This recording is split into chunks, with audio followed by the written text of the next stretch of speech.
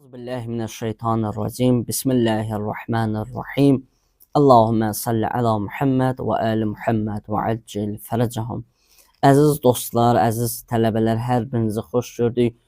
Səhifə-i Səccadiyyədən ibrətlər mövzusunda 6-cı dərsimizə başlayırıq. Bu vaxta qədər bir neçə fəqərəni siz əzizlər üçün oxuyub izah vermişik və növbəti fəqərədə İmam Səccad əleyhissalam buyurur ki, "Summa zarabəlləhu fil hayati əcələn mawqutan və nəsəbəlləhu əmədən məhdudən." İmam Səccad əleyhissalam buyurur ki, Allah Taala sonra insan üçün, yəni insan həyatında məhdud bir zaman və təyin olunmuş, vaxtı təyin olunmuş bir ölüm, əcəl qərar verdi. Ardıcan buyurur, "Yətəxatta'u ileyhi bi əyyami umrihi və yerhaquhu bi a'vami dəhrihi." Buyurur ki, ömrünün günləri ilə tədricən, yavaş-yavaş sona tərəf addımlayır. Qədəm-qədəm, addım-addım gedir. Və ömrünün illəri ilə də sona tərəf yaxınlaşır. Ardıcan buyurur ki, "Hətta izə bələğə əqsa əsərihi və əstəv'abə hisabə umrihi." Buyurur, ömrü başa çatdığı zaman isə canını alar. Qəbədahu ilə mən nədəbəhu iləyhi min mağfuri səvabihi əv məhzuri iqabihi. Buyurur ki, dəvət olunduğu savaba və yaxud da ki, əzaba tərəf göndərilər. Liyəciyəlləzinə əsau bimə amilu və yəciyəlləzinə əhsənu bil husna. Pis əməllərin sahiblərini cəzalandırar və yaxşı əməllərin sahiblərini də mükafatlandırar. Adlən minhu, bu Allahın ədalətindəndir. Təqaddəsət əsmauhu və təzahərət alauhu. La yus'alu amma yef'al və hum yus'alun. Bu onun ədalətindəndir. Onun adları müqəddəsdir. Heç kim onu soru-suala çəkə bilməz. Lakin o hamını soru-suala çəkə bilər. Duanın bu hissəsində İmam Səccad əleyhissalam iki mühüm məsələyə işarə edir. Birincisi, o biri dünyaya qədəm qoyulan zaman hər bir şəxs üçün əməllərinin əvəzi onlara təqdim olunacaq. İstər pis əməllər, istər yaxşı əməllər. İkinci mühüm mətləb budur ki, bu həyatda hər bir canlı üçün təyin olunmuş müəyyən bir zaman çərçivəsi vardır. Doğrudur, cəmiyyətdə ürfdə belə bir misal vardır ki, vaxt qızıldır. Lakin İslam dini vaxta o qədər dəyər verir ki, bunu heç nə ilə müqayisə eləmir. Hətta qızıl və qızıldan daha qiymətli hər nə daşqaş, ləl, cəvahir varsa və yaxud da ki, başqa bir bu kimi şeylər varsa, heç biri ilə vaxtı, zamanı müqayisə eləmir İslam dini. İslamda ömrün, vaxtın, zamanın dəyəri iman, salih əməl və əxlaq məsələlərinə riayət etməkdədir. İnsan ömrünün, vaxt və zamanını elm, iman, mərifət qazanmağa, bir sözlə həqiqəti axtarmağa sərf etdiyi zaman və yaxud da ki, insanlıq üçün faydalı işlərlə məşğul olduğu zaman vaxtın haqqını əda eləmiş sayılır və sonda Allahın razılığını qazanır. Yox, əgər ömrünü faydasız işlərlə keçirdiyi zaman, sərf etdiyi zaman, şeytani məclislərdə, Allahın bəyənmədiyi və yaxud da ki, onun müqabilində dayanan şəxslərin xidmətində və yalnız maddi işlərlə vaxtını keçirdiyi zaman İslam nöqteyi nəzərində vaxtını tələf etmiş sayılır. Bu da zillət və Allahın qəzəbinə düçar edən amillərdəndir. Bu cür şəxslər qiyamət günü Allah Taalaya deyəcəklər ki, İlahi, məni yenidən o dünyaya qaytar ki, mənə verdiyin vaxtı, zamanı, gecəmi, gündüzümü salih əməllər, iman qazanmaq və yaxud da ki, əxlaqımı düzəltməyə sərf edin. Bəllidir ki, mühüm məsələləri Allah Taala Qurani-Kərimdə istər aşkar şəkildə, istər gizli şəkildə bəyan eləyibdir, insanlara çatdırıbdır və vaxt da dəyərli və qiymətli olduğu üçün Allah Taala bizə Qurani-Kərimdə bəyan eləyir ki, vaxtımızı hara sərf eləyək, nəyə sərf eləyək. Və bu yolla da Allah Taala insanlar üçün sonradan gətirilən bəhanələrə artıq yer qoymur. Allah Rəsulu sallallahu aleyhi və aleyhi və səlləm bir mübarək hədisində buyurur ki, kim ilahi elmin mərifətinə aparan yolda olsa, Allah onun yolunu cənnətə salacaq. Mələklər elm öyrənən üçün, elm tələbəsi üçün qanadlarını onun ayağına sərər. Göydə və yerdə hər bir varlıq elm öyrənən üçün, elm tələbəsi üçün Allahdan bağışlanmaq istəyər. Hətta dəryadakı, dənizdəki balıqlar belə. Alimin abiddən üstünlüyü 14 gecəlik ayın ulduzlardan üstün olması kimidir. Və həqiqətən də alimlər peyğəmbərlərin varisləridir. Peyğəmbərlər mal-mülk buraxmayıblar ki, peyğəmbərlərdən qalan elm idi. Və digər hədis və rəvayətlərə baxanda görürük ki, Əhl-i-Beyt əleyhissalam və yaxud da ki, Allah Taala Qurani-Kərimdə bir çox məsələləri qeyd eləyir vaxtımızı sərf etmək üçün. Məsələn, mərifət, elm öyrənmək, başqalarına öyrətmək, halal ruzi qazanmaq, silə-i rəhm etmək, qohum-əqrabalara baş çəkmək, gecə namazı qılmaq, nəsihət dinləmək, ağlı işlətmək və s. bu kimi məsələlərdə Allah Taala vaxtımızı sərf etmək üçün bizə mühüm nöqtələr bildiribdir.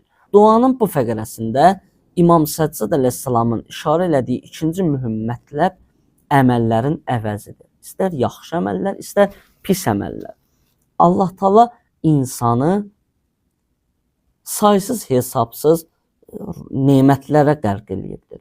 Məsələn, öz rəhməti, qayğısı, məhəbbəti və yaxud da ki, insanın ağlı, vicdanı, nəfsi, fitrəti, ruhu, qəlbi və yaxud da ki, bu kimi saysız hesabsız nemətlər və əvəzi olunmayan nemətlərdən imamət, vilayət, bu kimi nemətləri Allah Taala insana əta eləyibdir.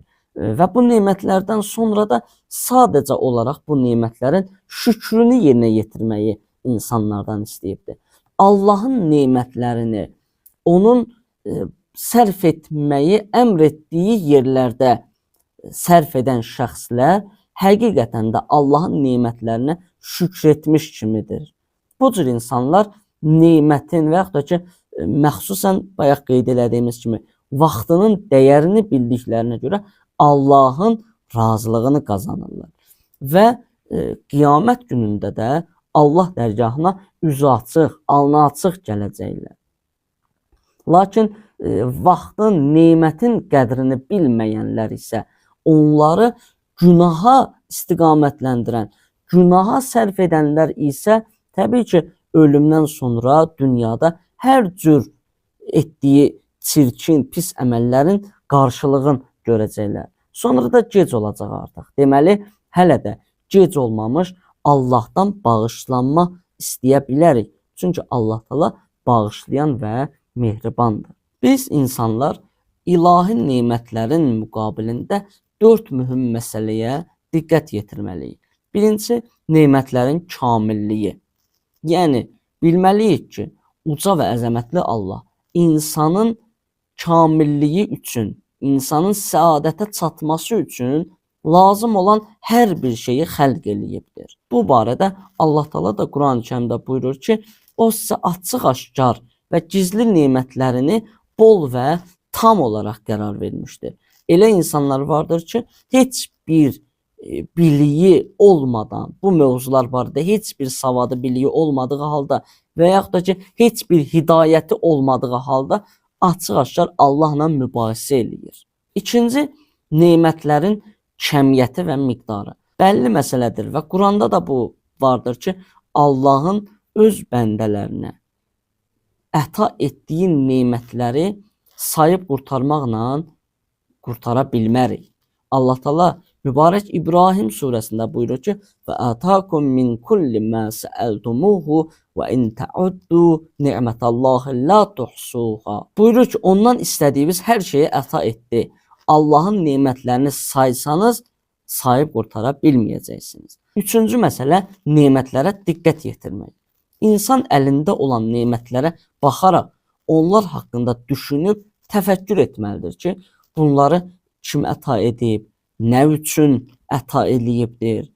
Nemətin əsl sahibini tanıya və nemətin qədrini bilə, onu lazımı yerində sərf eləyə.